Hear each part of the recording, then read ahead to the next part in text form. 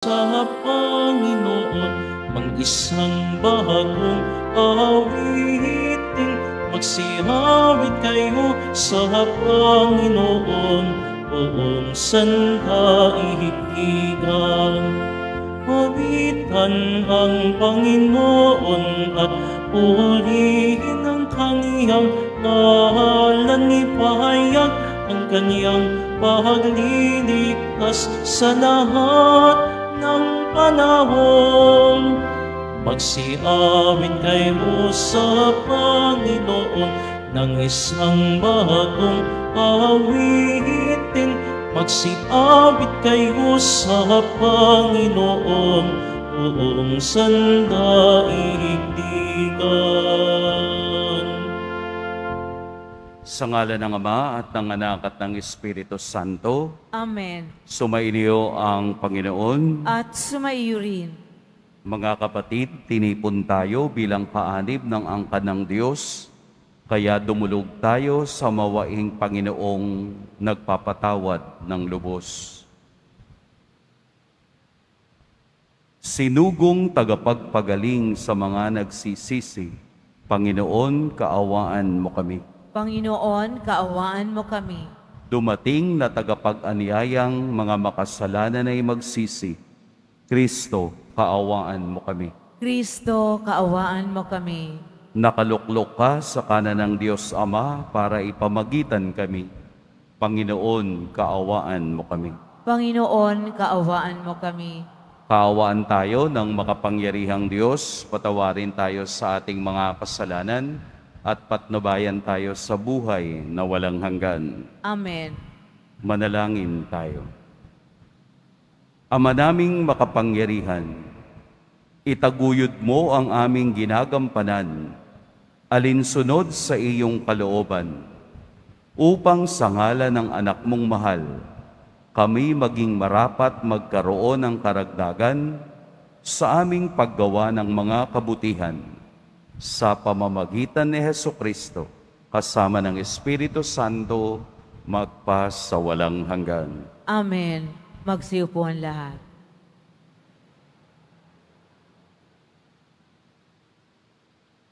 Pagbasa mula sa sulat sa mga Hebreo. Mga kapatid, si Kristo ang tagapamagitan ng bagong tipan, sapagkat sa pamamagitan ng kanyang kamatayan, ipinatawad ang paglabag ng mga tao noong sila'y nasa ilalim ng unang tipan. Dahil dito, kakamtan ng mga tinawag ng Diyos ang walang hanggang pagkapala sa kanyang pinangako. Sapagkat pumasok si Kristo, hindi sa isang dakong banal na ginawa ng tao, at larawan lamang ng tunay, kundi sa langit. At ngayon nasa harapan na siya ng Diyos at namamagitan para sa atin. Ang dakilang saserdote na mga Hudyo ay pumapasok sa dakong banal taon-taon, may dalang dugo na mga hayop, ngunit minsan lamang pumasok si Kristo upang ihandog ang kanyang sarili, at iya'y sapat na. Kung di gayon, kailangan sanang siya paulit-ulit na mamatay mula pa ng matatag ang sanlibutan. Subalit, minsan lamang siya napakita, ngayon magtatapos na ang mga panahon upang pawiin ang kasalanan sa pamamagitan ng haing kanyang inihandog. Tinakda sa mga tao na minsan lamang mamatay at pagkatapos ay ang paghukom. Gayon din naman, si Kristo ay minsang inihandog bilang hain upang pawiin ang mga kasalanan ng mga tao. Siya ay muling darating, hindi upang ihandog na muli dahil sa kasalanan, kundi upang iligtas ang mga naghihintay sa Kanya.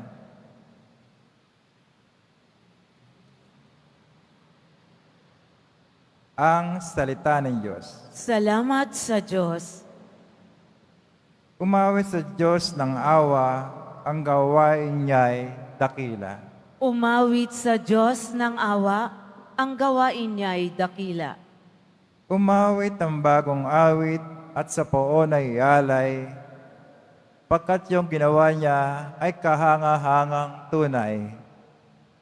Sa sariling lakas niya at taglay na kabanalan, walang hirap na natamo, iyong hangad na tagumpay.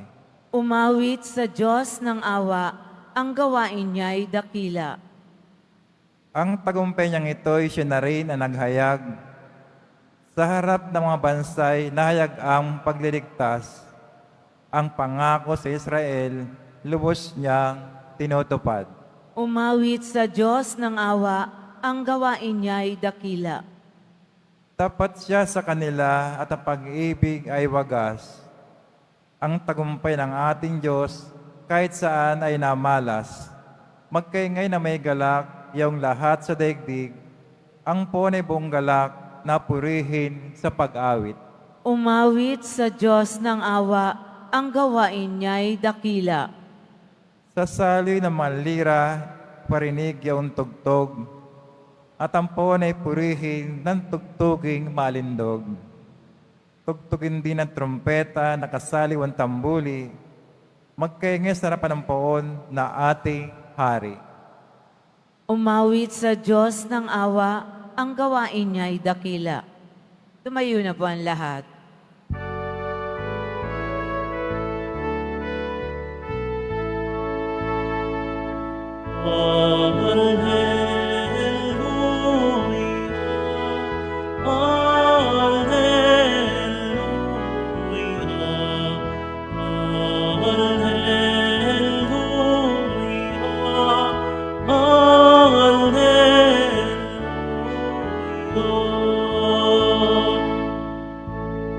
Si Kristo ay nagtagumpay, nalupig ang kamatayan, nagniningning ang pagkabuhay. Alleluia, Alleluia.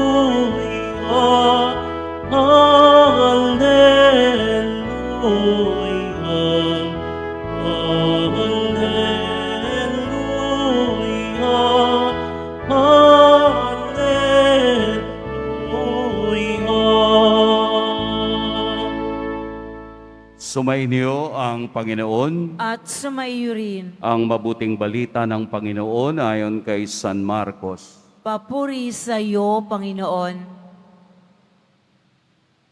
Noong panahong iyon, sinabi ng mga eskribang dumating mula sa Jerusalem, inaalihan siya ni Beelzebul, ang prinsipe ng mga demonyo.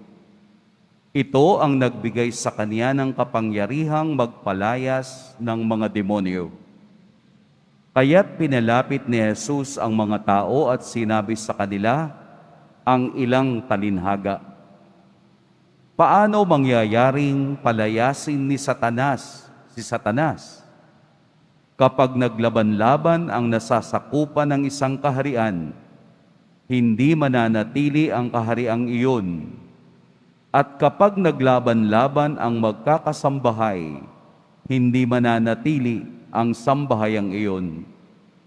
Gayon din naman, kapag naghimagsik si Satanas laban sa kaniyang sarili at naglaban-laban ang kaniyang nasasakupan, hindi magtatagal at darating ang kaniyang wakas. Walang makapapasok sa bahay ng isang taong malakas at makaaagaw ng kaniyang ari-arian, malibang gapusin muna niya ang taong iyon.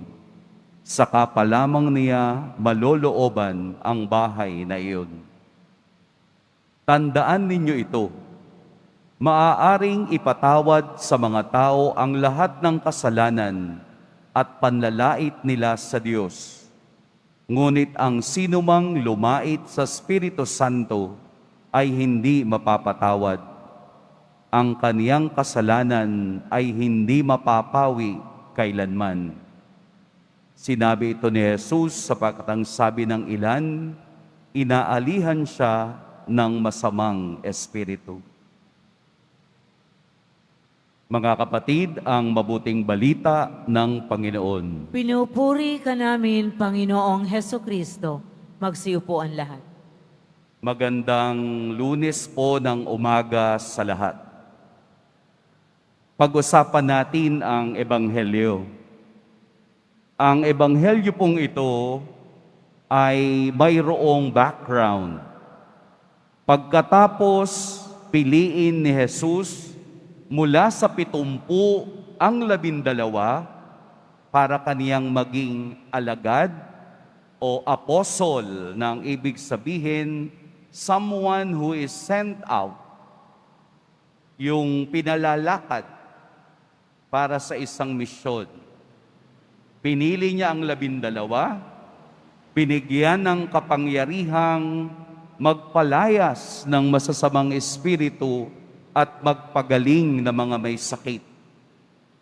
Kahapon, napakinggan natin ang Ebanghelyo ng pagpapahayag ni Jesus ng kaniyang misyon. Ano yung pinaka-gist o summary ng kaniyang misyon? Ito ay hango kay Propeta Isaías. The Spirit of the Lord is upon me. Sumasa akin ang Espiritu ng Diyos. Ako ay naririto upang pagalingin ang mga may sakit at pagaanin ang lahat ng nabibigatan at palayain ang lahat ng bilanggo at pagalingin ang mga pusong wasak. Ito na ngayon sa araw na ito ang tinatawag nating full swing ministry ni Jesus. Sasamahan natin siya sa pakikibaka at pag-unawa ng kaniyang misyon sa mundong nilakaran niya noon. Gumamit si Jesus ng 2 bagay sa Ebanghelyo ngayon. Una ay ang bahay na pinamumugaran at hindi makontrol ni numan. Ang bahay na iyon ay walang iba kung hindi ang mundo at ang mga taong nakagapos ay magagawa lamang ng isang taong mas malakas sa may-ari ng bahay. Ang may-ari ng bahay ay walang iba kundi si Satanas at may darating na maggagapos sa mga ito upang mapakawalan at mabigyan ng kalayaan. Pero ano ang bagay na hindi maunawaan ng mga eskriba? Ang mga eskriba ay may kasalanang obstinacy. Yung obstinacy, mas malalim sa salitang stubbornness. Napakatigas ng ulo nila. Hindi nila maunawaan kung ano ang misyon ni Jesus. Ayaw nilang maniwala ng kaharap nila na si Jesus na nagpapagaling ng mga may sakit at nagpapalayas ng mga masasamang espiritu ay ang hinihintay nilang tagapagligtas. The Spirit of the Lord is upon me. Sumasa akin ang Espiritu ng Diyos. Kaya sa katigasan ng ulo nila, ipinaliwanag ni Jesus sa mga nakikinig na ang sinumang lumait sa Espiritu Santo ay hindi mapapatawad. Pag nilait mo si Kristo, nilalait mo ang Espiritu Santo. Ang mga salita ng mga eskriba ay panglalait at pagmamaliit na pwedeng magawa ng banal na Espiritu sa ngalan ni Jesus. ang obstinacy o katigasan ng ulo ng mga taong ito ang nagpapahiwalay doon sa daan na dapat nilang tahakin.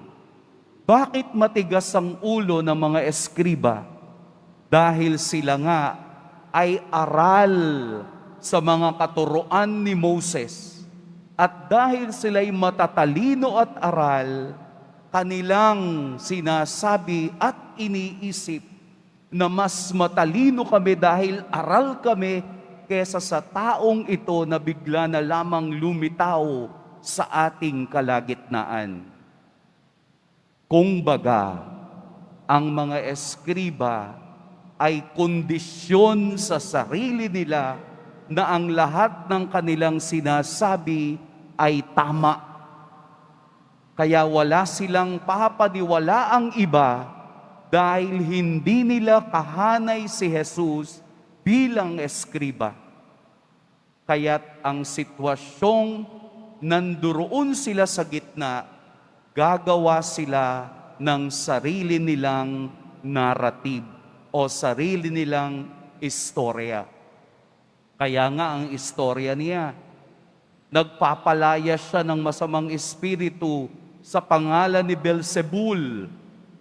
Kaya ipinaliwanag ni Jesus, paanong mangyayari? Paanong magpapalayas ng masamang espiritu gamit din ang masamang espiritu? Demonyo sa demonyo ang labanan. Pero dapat may mas malakas sa demonyo at walang iba kung hindi ang presensya ni Kristo. Ano po ang antidote ng obstinacy o katigasan ng ulo? Ay di humility, pagsunod sa Diyos, kung papaanong si Jesus ay sumunod sa kaniyang misyon, siya rin ay nagpakita ng kababaang loob. Very obstinate, napakatigas ng ulo nila. Sasabihin nila, meron bang malambot na ulo? Hindi naman gano'n ang ibig sabihin. Ibig sabihin, sa harapan nila ang katotohanan, pero pipilit nila ang gusto nilang katotohanan. Kaya nga nagkaroon ng tunggalian na palagi nilang binabantayan si Jesus dahil si Jesus ay nagsasalita ng katotohanan. Kung tutuusin, konti lang ang nabago. Marami pa rin ngayong eskriba na katulad natin. Tayo pa rin ay mas naniniwala sa sarili nating narrative, sa sarili nating truth, sa sarili nating katotohanan. Ayaw nating makinig sa totoo. Ayaw nating magpakita ng kababaang loob. Ano yun, Father? Paano? Sino po sa inyo ang matigas ang ulo? Sinabi na ng simbahan, huwag kayong magposes ng anting-anting. Bawal ito. Masama ito. This is a possession of the devil. Ipinapaliwanag na. Pero magsisimba pa rin sa Quiapo. Paglabas, bibili ng anting-anting. Antigas ng ulo. Huwag na nating hintayin na ang Diyos pa ang magtuktok sa ating ulo para lamang tayo'y magising. Wala tayong ibang anting-anting kung hindi ang Diyos. Ang kalakasan, ang kapalaran, ang ating buhay ay nakasalalay sa Diyos. Hindi sa mga bagay na palaging ipinapasok sa ating isip. Bawal iyan. It is a possession of the devil. Doon ka nakatingin, doon ka umaasa. Tapon nyo yan. Kung ayaw ninyo, ibigay nyo sa akin pagkatapos ng misa. Sa inyong bahay, ano yung mga bagay na hindi makadiyos? Di ba? May picture kayo ng Santo Niño o imahe ni Santo Niño. Katabi ng imahe, picture ng artistang nakahubad. Tigas ng ulo. Para tayo mga eskriba, palaging inuuna yung sarili nating kagustuhan at katotohanan. Sinasabi ng simbahan, tayo'y mangumpisal para yung ating kasalanan ay mapalitan ng biyaya ng Diyos. Bakit ako mangungumpisal? Tao lang din naman niyang pare. Eh di wow. Pwede daw siyang mangumpisal ng direkta. Eh di mangumpisal ka ng direkta. Eh pagkatapos nun, anong nangyari? You go back to your old self. Walang nangyari. Kasi yun ang iniisip mo. Yun ang katotohanang alam mo. Yun ang ipipilit mo dahil nga ang tigas-tigas ng ulo ng tao. Dahil ang katotohanan ngayon nagiging personalized. Yung totoo sa akin, ipipilit ko. Yung totoo sa'yo, ayaw mo nang palitan kasi iyon ang gusto mo. Di ba dangerous? Nakakatakot ang mundo ngayon. Tingnan nyo sa social media. Lahat ng tao tama. Walang mali. Perfect. Alam nyo si Rolando Lorenzo Jr. ay isang notorious drug addict. Hindi po yun Pilipino. Hanapin ninyo. Mag-research kayo tungkol sa kaniyang buhay. Nung siya'y nakulong, binigyan siya ng Biblia para basahin. Dahil walang magagawa sa loob, tinanggap niya yung Biblia. Pero alam ninyo kung anong ginawa niya sa Biblia? Araw-araw pinupunit niya yung isa at ginagawa niyang pambalot ng drugs doon sa loob. Ganun ang kanyang ginagawa. Araw-araw. Siguro nag-umpisa dun sa Genesis. Hanggang matapos, nakarating siya doon sa sulat ni San Pablo na ang nakalagay ay, yun bang hindi mo pwedeng ilaan ang buhay mo sa pag-iinom, sa kasiyahan, sa imoralidad, at sa lahat ng bagay. Doon niya napagtanto ang klase ng buhay na meron siya. Nabago siya ng talatang iyon dahil kanyang tiningnan, binasa at pinagnilayan sa unang pagkakataon ang salita ng Diyos. Palitan natin yung alam nating katotohanan sa katotohanan ng salita ng Diyos. Maging kasangkapan tayo ng Diyos na maging totoo rin sa iba. Na tayong sumusunod sa Diyos ay mayroong kababaang loob upang ang Espiritu ng Diyos naman ang pumalit sa espiritong makasalanan. Makakapili tayo. Tayo ba ay kakampi ni Beelzebul o kakampi ng nagpapalayas kay Beelzebul? Tayo ba ay nagpapasakop sa demonyo o tayo'y nagpapasakop kay Kristo?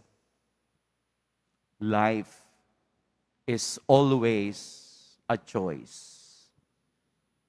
And advise you to choose better. Pagpalain tayo ng poong may kapal.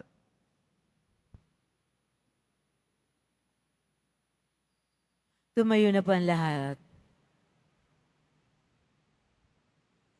Minamahal kong mga kapatid, natitipon kay Kristo na lumulupig sa kasamaan. Buong tiwala tayong lumapit sa Ama, dala ang ating mga idinadalangin mithiin.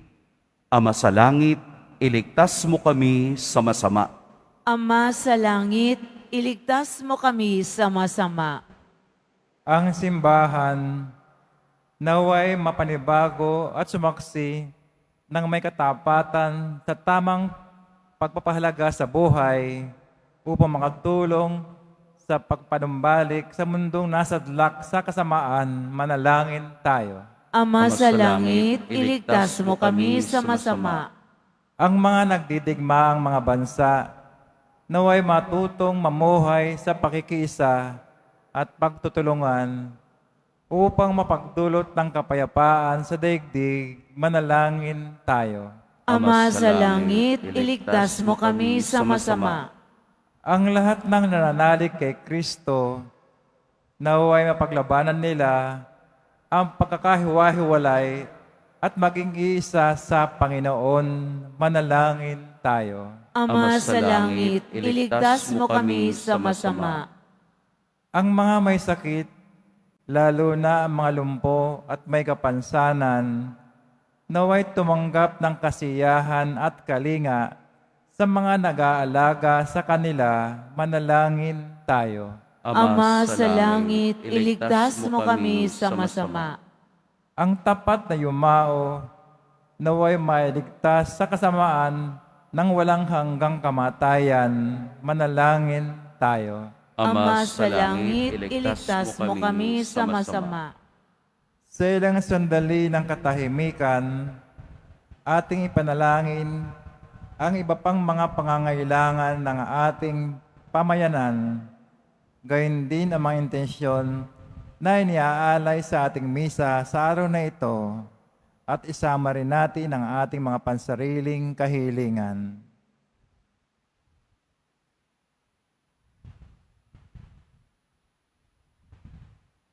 Manalangin tayo. Ama sa langit, iligtas mo kami sa masama. Ama naming Diyos, patuloy mo kaming hilumin sa lahat ng masama.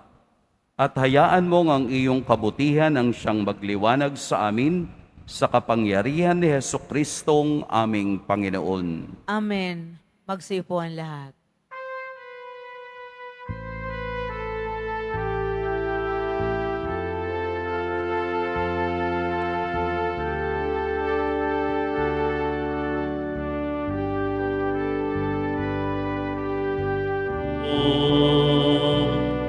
Sa'yo, Panginoon, ang tinapay at alak mula sa aming kamay. Sa iyong kabutihan, aming iaalay ang tinapay at alak sa gisag ng aming buhay. Tumayo po ang lahat. Manalangin kayo mga kapatid upang ang paghahain natin ay kalugdan ng Diyos amang makapangyarihan. Tanggapin nawa ng Panginoon itong paghahain sa iyong mga kamay, sa kapurihan niya at karangalan, sa ating kapakinabangan at sa buong sambayanan niyang banal. Ama naming lumikha, tanggapin mong malugod ang aming mga handog. Ngayong ang kabanalan ay iyong dulot, kami sumasamo sa iyo't lumuluhog upang kaligtas ay iyong ipagkaloob sa pamamagitan ni Hesu Kristo kasama ng Espiritu Santo magpa sa walang hanggan. Amen. Sumainyo ang Panginoon. At sumairi, Itaas sa Diyos ang inyong puso at diwa. itinaas na namin sa Panginoon. Pasalamatan natin ang Panginoong ating Diyos. Marapat na siya ay pasalamatan. Ama naming makapangyarihan, tunay ngang marapat na ikaw ay aming pasalamatan.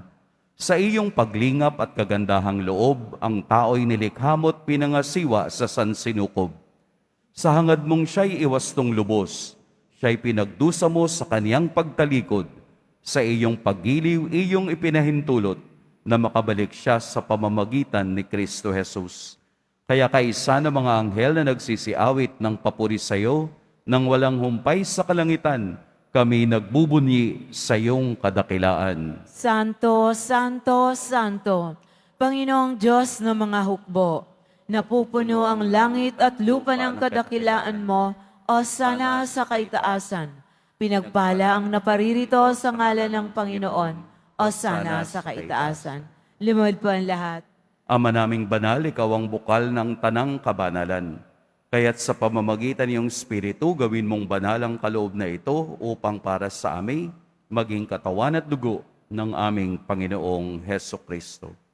Bago niya pinagtiis ang kusang loob na maging handog, hinawakan niya ang tinapay, pinasalamatan kaniya, pinaghati-hati niya iyon, iniabot sa kaniyang mga alagad at sinabi, "Tanggapin ninyong lahat ito at kanin, ito ang aking katawan na ihahandog para sa inyo."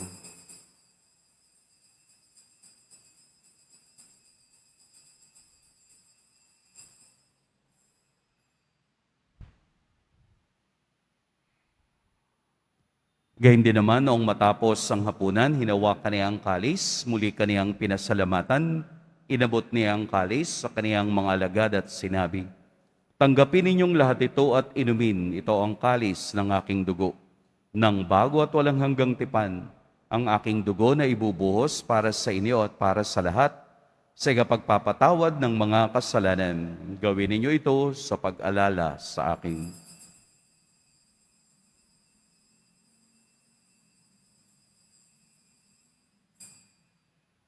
Tumayo na po ang lahat. Ipagbunyi natin ang misteryo ng pananampalataya. Si Kristo'y namatay, si Kristo'y nabuhay, si Kristo'y babalik sa wakas ng panahon. Ama, ginagawa namin ngayon ang pag-alala sa pagkamatay at muling pagkabuhay ng iyong anak. Kaya't iniaalay namin sa iyo ang tinapay na nagbibigay buhay at ang kalis na nagkakaloob ng kaligtasan. Kami nagpapasalamat dahil kami iyong minarapat na tumayo sa harap mo para maglingkod sa iyo. Isinasamo namin kaming magsasalo-salo sa katawan at dugo ni Kristo ay mabuklod sa pagkakaisa sa pamamagitan ng Espiritu Santo. Ama, lingapin mo ang iyong simbahang laganap sa buong daigdig. Puspusin mo kami sa pag-ibig kaysa ni Francisco na aming Papa at ni Jose na aming Obispo at ng Tanang Kaparian. Alalahanin mo rin ang mga kapatid naming nahimlay nang may pag-asang sila'y muling mabubuhay, gayon din ang lahat ng mga pumanaw. Kaawaan mo sila at patuloyin sa iyong kaliwanagan. Kaawaan mo at pagintapating kaming lahat na makasalo sa iyong buhay na walang wakas.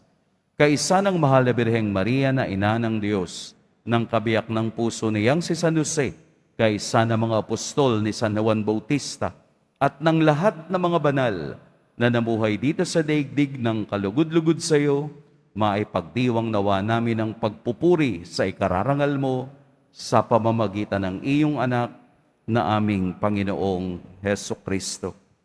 Sa pamamagitan ni Kristo, kasama niya at sa Kanya, ang lahat ng parangal at papuri sa iyo, Diyos, Amang makapangyarihan, kasama ng Espiritu Santo, magpa sa walang hanggan. Amen.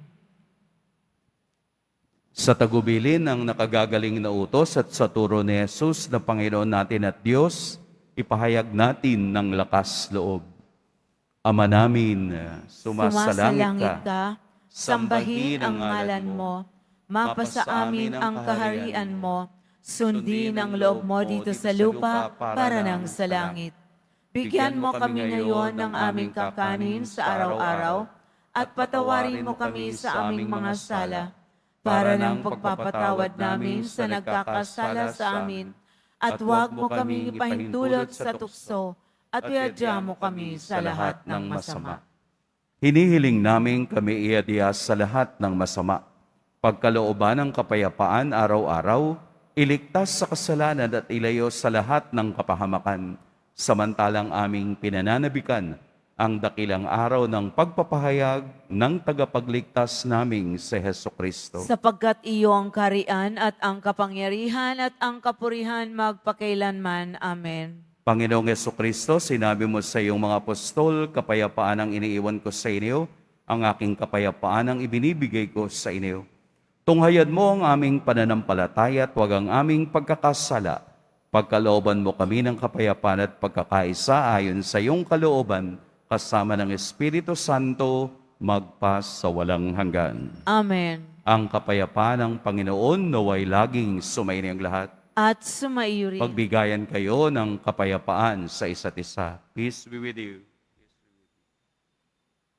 Kordero ng Diyos na nag-aalis ng mga kasalanan ng sanlibutan, maawa ka sa amin. Kordero ng Diyos na nag-aalis ng mga kasalanan ng sanlibutan, maawa ka sa amin. Kordero ng Diyos na nag-aalis ng mga kasalanan ng sanlibutan, ipagkaloob mo sa amin ang kapayapaan. Pagsiluhod ang lahat. Narito si Jesus, ang Diyos na araw-araw nating pinipili. Ito ang kordero ng Diyos. Ito ang nag-aalis sa mga kasalanan ng sanlibutan.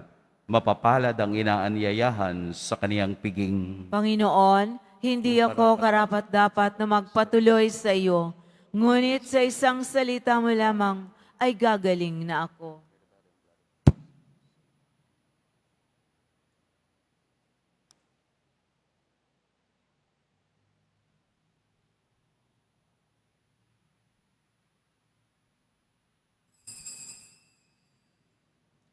Para sa lahat ng tatanggap ng banal na komunyon, sasagot po tayo ng amen pagkasabi ng pari o ng lay minister ng katawan ni Kristo at isubo agad sa bibig bago umalis sa harapan ng pari o lay minister. Sumunod po tayo.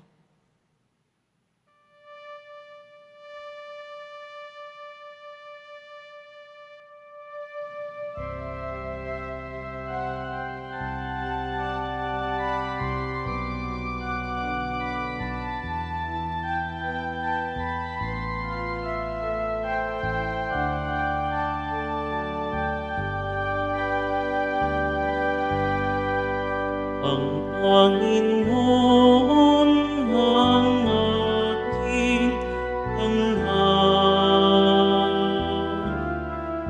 Sa panganib ako'y iingatan. Kangin mo ako masisinda, matatakot kung ako'y laging nasa piling niyan. O Diyos, pakinggan mo ang aking tawag at sa akin maawat maawan. Buhay kumay pagtangkahan, buhay kumay pagbantahan, sa'yo pa rin magtitiwala kailanman. Ang Panginoon ang aking tanglaw. Sa panganib ako'y iingatan. Kanin mo ako masisinda, matatakot kung ako'y laging nasa piling ihap.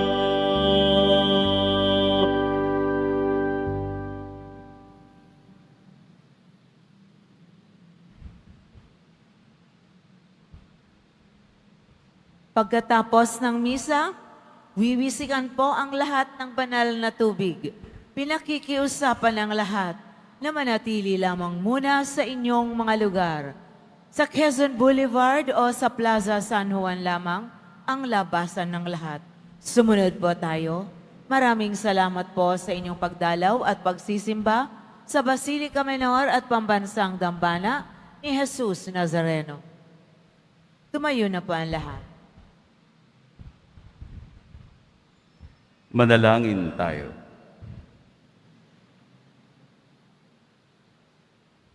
Ama naming mapagmahal, ipagkaloob mong sa aming pakikinabang sa iyong kagandahang loob na bumubuhay. Lagi nawa naming maikarangal ang iyong pagpapalang sa aming ibinigay. Sa pamamagitan ni Hesukristo, kasama ng Espiritu Santo, magpas sa walang hanggan. Amen. Sumainyo ang Panginoon. At sumaiyo rin. Yumuko kayo para sa pagbabasbas. Mahal na poong Jesus Nazareno, inihayag mo sa pamamagitang krus ang walang maliw na pag-ibig ng Diyos sa sangkatauhan. Pakinggan mo ang kahilingan, lalo na para sa mga nangangailangan ng iyong tulong at awa. Makamtan nawa namin ang iyong kasagutan na may utang na loob na tinatanaw. Basbasin din po ninyo itong mga imahen at dasalan upang lalo kaming manalangin at magtiwala. Sa pamamagitan ng bendisyon na ito, naway lalo kaming maging mapaglingkod, masunurin at tapat sa iyo na aming maluwalhating Panginoon, magpas sa walang hanggan. Amen. At pagpalain kayo ng makapangyarihan at mapagmahal na Diyos, ang Ama at Anak at Espiritu Santo. Amen. Pumayo kayong taglayang kapayapaan ng poong Jesus Nazareno. Salamat sa Diyos.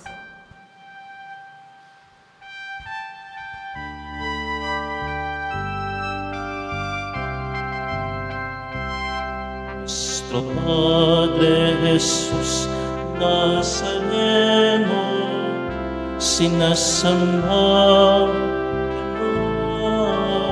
namin, pinipintuho ka namin, aral mo ang aming buhay at kaligtasan. Nuestro Padre Jesus Nazareno, siligtas mo kami sa kasalanan. Ang krus mong kinamatayan ay sagisag ng aming kaligtasan. Nuestro Padre Jesus Nazareno, dinarangal ka namin.